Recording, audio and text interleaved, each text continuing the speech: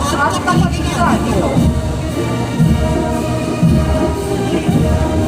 Matawag ng Philippine Air Force ang pinagkakita ng hangin na mapaghinap pagkabantay ng ating papawin. Sumusuporta para sa tactical air support ng Philippines para sa mga tauhan ay dinungan ng Special Operations Forces. Nangungunan nito ang Operator at Special Forces ng Philippine Army, kalayaan at demokrasya. Sinusunod nito ng Special Operations Forces ng Philippines ang Naval Special Operations Command, Force Reconnaissance at Philippine Marine Corps. Sinilala ng mga unit na ito sa natatamang pagkakon ay Orthodox non-conventional Naval Reconnaissance to combat demolition, intelligence, at underwater. Ang pagiging nakasabi ng ating hukbong ipapawid ng Pilipinas, pinagawa ang iba't ibang pangunahing sistema sa susunod sa iba't ibang misyon ng ating isa sa mga lakas ng Pilipinas.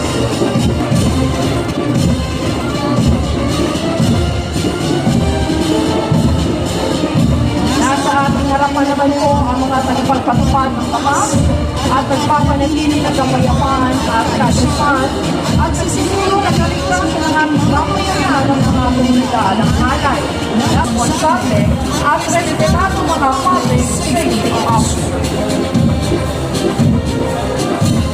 Kasunod naman ang Special Action Force ng nilang pangunahing maneuver unit ng kapulisan na nakatuon sa rapid deployment sa anumang lugar sa bansa, partikular sa mga sitwasyong may pambansa at tungkol sa Indonesia, Rescue, Civil Disturbance Management, Search and Rescue at iba pa sa libertad na operasyon. Naninito rin po ang National Capital Region Police Office sa isa sa pagpapanatili ng kapayapaan, kaayusan at kaligtasan ng ating mga komunidad. Susunod ang mga bawahan ng Aviation Security Group, Explosive Ordnance Division, ang Mobile Force Battalion, susunod ang Highway Patrol Group na tinaguriang the Guardians of the Highway. Dahil din po ang ENS Search and Rescue at Civil Disturbance Management. Kapag sa kanilang duty, patuloy na ginagampanan ng Philippine Coast Guard ang mahalagang misyon ng loob ng karagatan sa tao ng Pilipinas. Sa bawat akbang ng kanilang pagsatangan ng Pilipinas, lahat at kadami inikas ng bawat tagapangalaga ng ating bayan. Ipinanyamanan nila ang pag-asa ng professionalismo at siklina ng Coast Guard na umamangkos sa iba't ibang uri mula sa rescue, pagpapatupad ng batas sa karagatan, pagtukol sa mga sakuna hanggang sa pangangalaga ng kaligtasan. Susunod po ang mga ginagawa ng Bureau of Fire Protection sa pamumuno ni Guardian Superintendent Responsan ng mamamayan sa pamamagitan ng pagtuwan sa obserbasyon ng panganib at kasinalaang tulot ng susunod. Bahagi ng pagsiguro ng AFP ay ang pagtuwan sa mga paalala at mga pangangailangan sa susunod.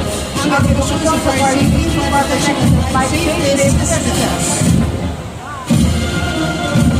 Ng pamahalaan sa ilalim ng Department of Interior Local Government, pinagkatag sa Speaker of Republic Act 1975 noong taong 1992 sa buong bansa. Isinusunod ng GAFP ang isa sa pakataang pamamalakad sa mga pasilidad-litan sa ilalim nito.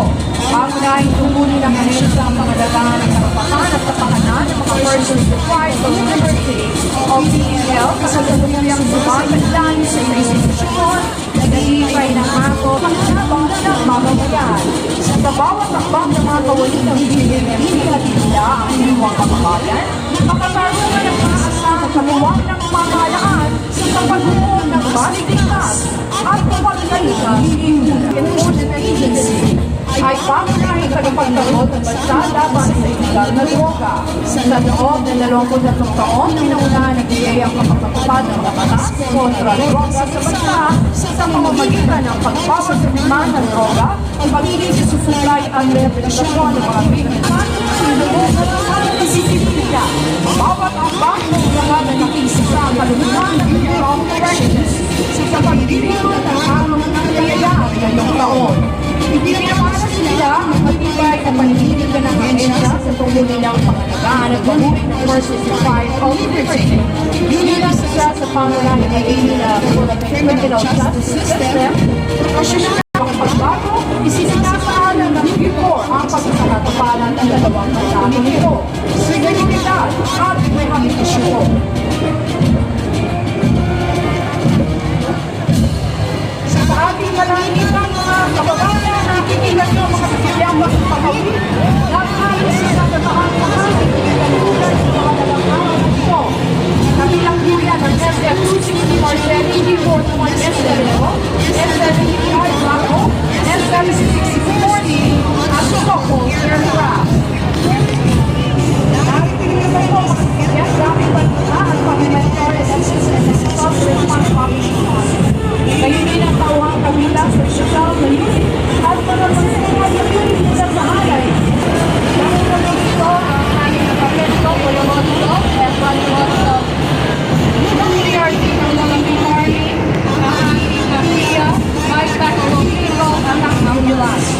Nasa niyong pagkakarapan ang rescue mula po sa hanay ng aming bubuhay ng Pilipinas. Sinusunod po ang ABC Army personnel ang PB-100 mula po sa Philippine Navy Marines.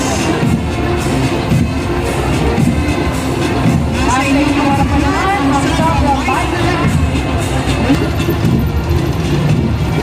Ibigyan ngayon ng 105 military officers mula po sa ating Philippine Navy Marines. Narito naman po ang Atmos Rafael 155 officers. Kabilang pa sa aming assets, nariyan sa aming Philippine Air Force Air and Missile Defense System, ang Command, Control and Communication Band mula po sa aming Philippine Navy, ang Regional Inflatable Boat mula po sa aming Philippine Navy, nakakipili po ang siya ng Pilipinas, yung natin ngayon, Highway Patrol Group, Motorcycle. Nasa ating pa rin po harapan mula po sa National Police Maritime Group, ang High Speed Tactical